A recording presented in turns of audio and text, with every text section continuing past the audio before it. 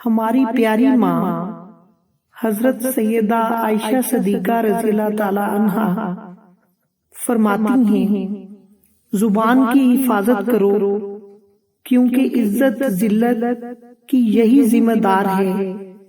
نماز میں عورت کے سامنے آ جانے سے نماز نہیں ٹوٹتی، عورت کی میت کے بال نہیں سنوارنے چاہیے، صدقہ خیرات گن گن کر نہ دیا کرو ورنہ اللہ بھی تمہیں گن گن کر دے گا۔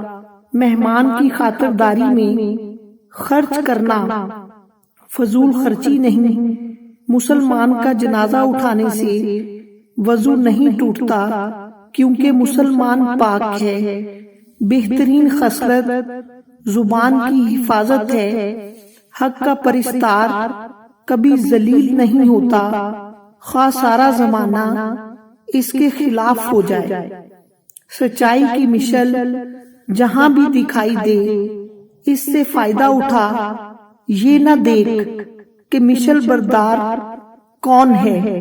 اہل اسلام کے لیے جہاد فرض ہے مگر عورتوں کے لیے حج ہی جہاد ہے۔ اس ویڈیو کو زیادہ سے زیادہ دیکھیں، اپنے دوستوں کو سینڈ کریں اور میرے چینل کو سبسکرائب کریں۔